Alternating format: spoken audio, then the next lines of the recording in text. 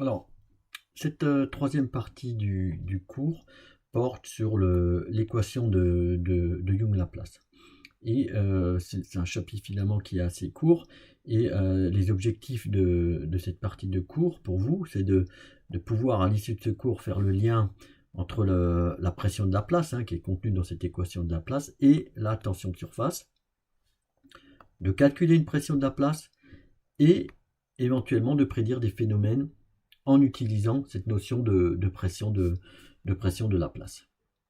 Alors, l'équation de Young-Laplace, comme son nom l'indique, a été proposée par Laplace et Young. Alors Young qui avait une thématique qui était la cohésion des fluides, donc il travaillait la tension de surface, mais cette approche-là était basée sur une approche mathématique proposée par Laplace. Et cette équation de Young-Laplace est la suivante, c'est-à-dire qu'elle pose que la différence de pression, delta P,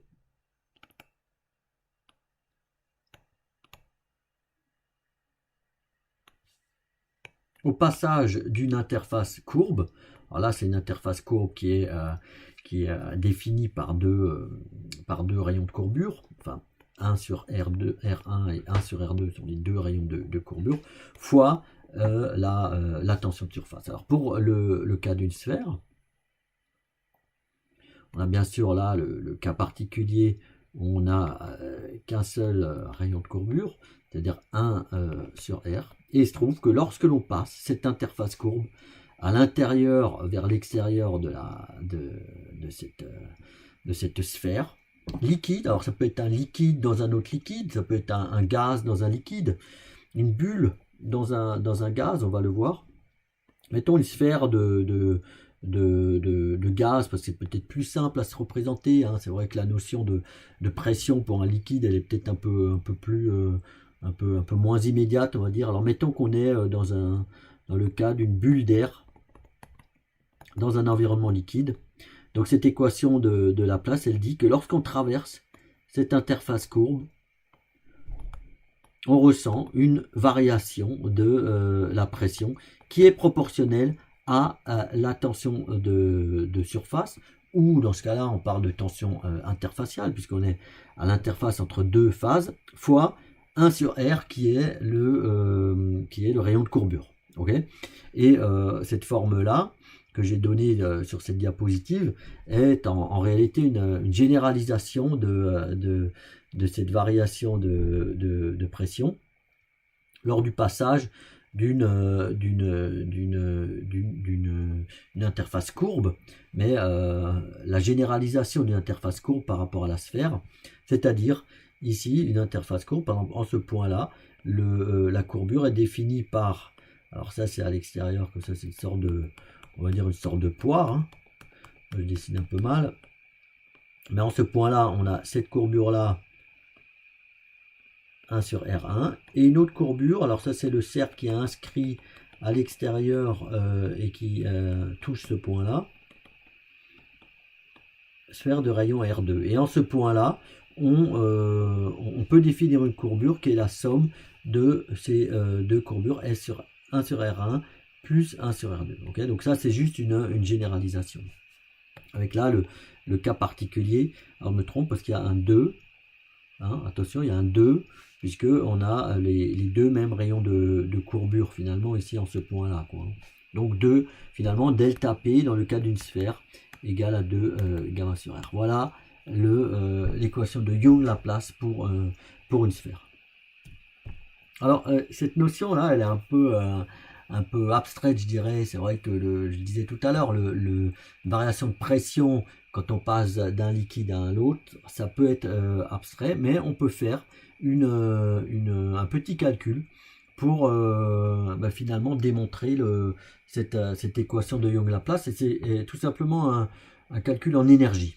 Okay, donc pour cela, on va considérer une goutte d'huile, dans laquelle on a une pression P0, et cette goutte d'huile, elle est dans un milieu de pression PW pour eau, water and oil. Cette goutte elle a un rayon R et on va augmenter le volume de la goutte d'un rayon dr, c'est-à-dire une variation infinitésimale dr du rayon.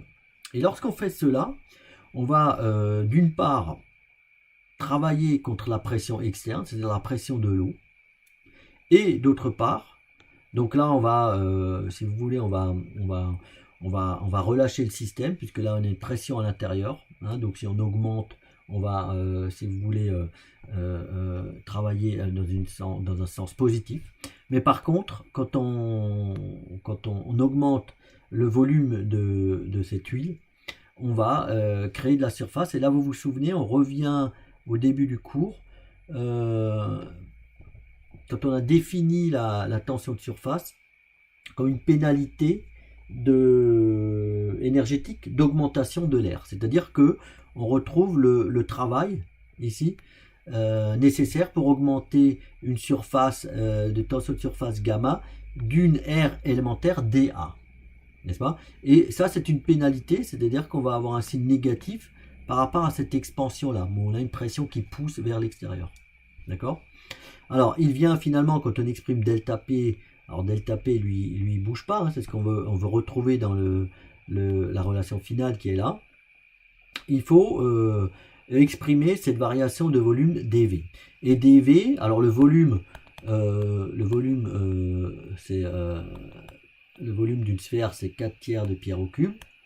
C'est-à-dire que la variation infinitésimale dV est bien 4 pi r carré dr. Ok? Ici, dr. Voilà.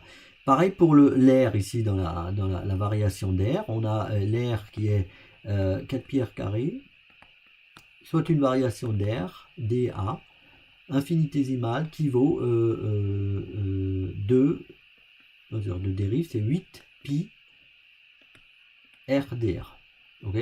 Après avoir dérivé, comme j'ai dérivé là-haut l'expression du volume. Et il vient finalement cette expression-là. Et la démarche, cette démarche, on va dire, physique, mécanique, revient à dire qu'à l'équilibre, lorsque ce système est à l'équilibre, le système ne travaille pas, il n'évolue pas, on n'a pas cette variation dr, c'est-à-dire que la variation de travail est nulle. Okay, et cette expression-là, on va l'annuler. Et là, bon, il vient finalement que... bon, je peux tout réécrire. Donc moi, je vous invite à faire ce calcul. Hein, c'est toujours bien, même en fin de cycle universitaire, de se remettre à calculer un peu. Donc voilà, j'ai passé l'expression gamma dA de l'autre côté. Et là, je peux simplifier donc le 4, ici il me reste un 2. Le gamma, pi R, donc dr s'en va. Ici le R aussi, pas de surprise, hein, on obtient bien, le pi aussi se simplifie, on obtient bien delta P qui est égal à 2 gamma sur R, qui est la forme particulière de la sphère, avec la généralisation ici de cette équation de Laplace pour une surface de courbure 1 sur R plus 1 sur R'. On avait 1 sur R1 plus 1 sur R2 dans la diapo précédente, mais l'idée est la même, c'est une courbure ici générale. Ok? Donc voilà une démonstration toute simple, mécanistique, ou alors disons mécanique, de cette équation de Young-Laplace. Alors, pour ceux qui ne sont pas encore convaincus, on peut calculer cette pression-là, enfin on peut utiliser cette définition-là en calculant la pression d'une bulle de savon. Et par la suite le travail nécessaire pour gonfler une bulle de savon. Alors je vous rappelle que la bulle de savon, c'est un abus de langage, en fait c'est un film, hein, c'est un film de liquide ici en bleu qui est stabilisé par des tensioactifs absorbés alors aux interfaces à l'intérieur, à l'extérieur, hein. C'est-à-dire que dans ce cas-là, on a effectivement deux interfaces. Dans ce cas-là, c'est pas on n'est plus dans le cas où on avait une bulle d'huile dans de l'eau, hein, avec une seule interface. Ici, dans ce cas-là, on a bien deux interfaces. Alors, On demande ici dans cet exercice-là de calculer la surpression à l'intérieur de la bulle. Alors pour cela, on va tout simplement appliquer l'équation de Young-Laplace. Ok. Avec ici la particularité, comme je vous l'ai dit, d'avoir deux interfaces. Ok. C'est-à-dire qu'il va falloir multiplier par 2, puisqu'on a bien les deux interfaces qui sont courbes ici, ok, et qui agissent sur le système. Ah bah, tout simplement l'application numérique. Alors gamma, on prend, ici je vous le donne en newton par mètre. Faites bien attention que on travaille avec des newtons par mètre, hein, parce que a priori les tensions de surface, on les donne traditionnellement en millinewtons par mètre, mais là on a tout de suite donné dans l'énoncé des newtons par mètre. Alors 2 fois 2 fois 25 10 moins 3. On divise par le rayon. Donc on va dire que l'épaisseur elle est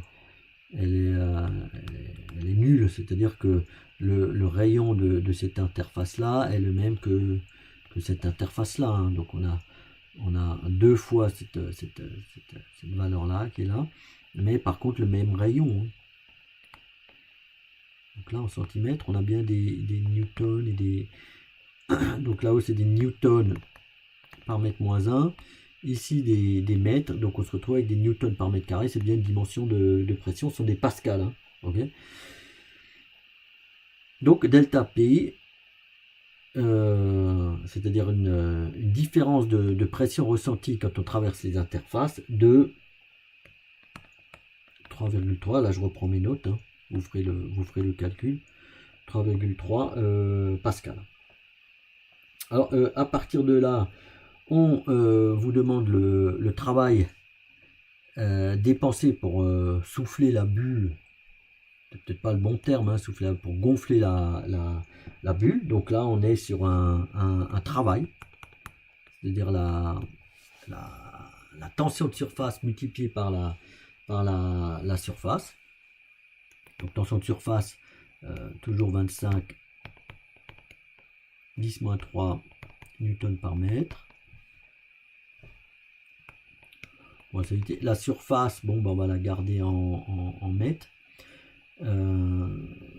de sorte à avoir, en fait, mètre carré, de sorte à avoir des newton mètres, c'est-à-dire une énergie, hein. Donc en unité, c'est pas mal. Donc la surface, les surfaces créées, sur la surface de deux sphères, donc 4 pierres carrées. Donc le rayon, c'est 3, 10, moins 2, mais ça c'est au carré. Est-ce que j'oublie rien? Fois 2, puisque là il faut que effectivement on considère les deux surfaces, hein, toujours.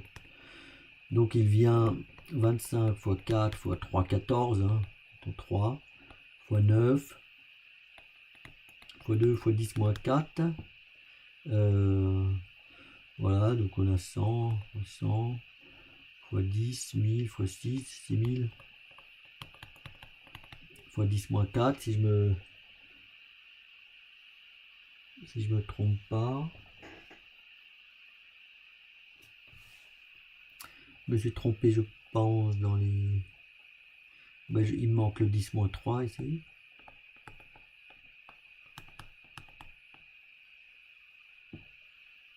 Voilà, donc on a à peu près 6. 10 moins 4 newton mètre, c'est-à-dire des joules. Ça sont des joules. Ok, donc bien un travail. Voilà, si je ne me suis pas trompé, l'ordre de grandeur du travail nécessaire pour gonfler cette bulle.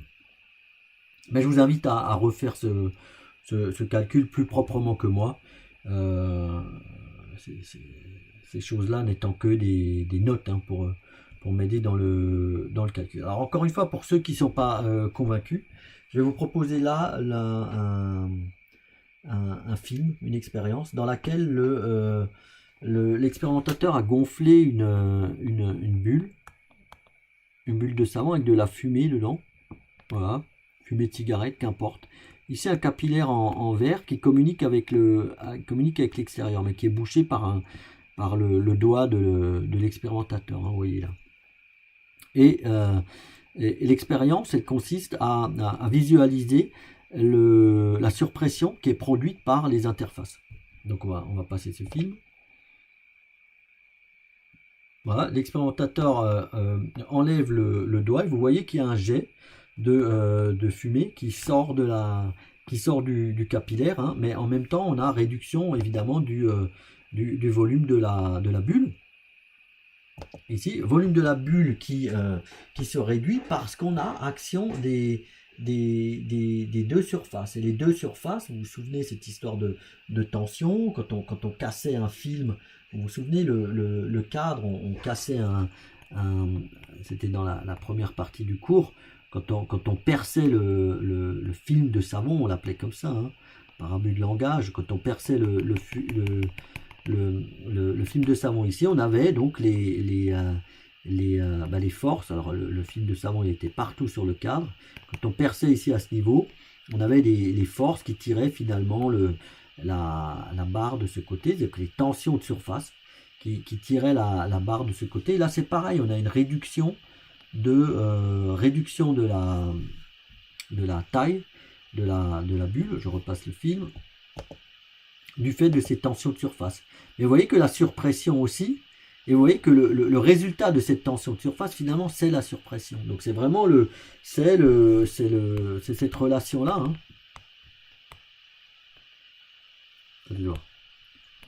C'est cette relation-là, donc l'équation de Lyon de Laplace, delta P, cette différence de pression entre l'extérieur et l'intérieur de la bulle, de la goutte et l'extérieur, qui vaut 2 gamma sur R. Donc vous voyez que du moment qu'on a une tension de surface et une courbure, on a cette surpression à l'intérieur de la goutte. Et la surpression produit alors, un instant. Et la surpression, on la visualise par l'éjection de la fumée qui est à l'intérieur de cette bulle. Hein. C'est ça, ce delta P là, que finalement on visualise quand on fait communiquer l'intérieur de la bulle avec l'extérieur. Encore une fois, c'est un film, hein, que vous trouvez dans le bouquin d'Eugène Brochard et David Quéré.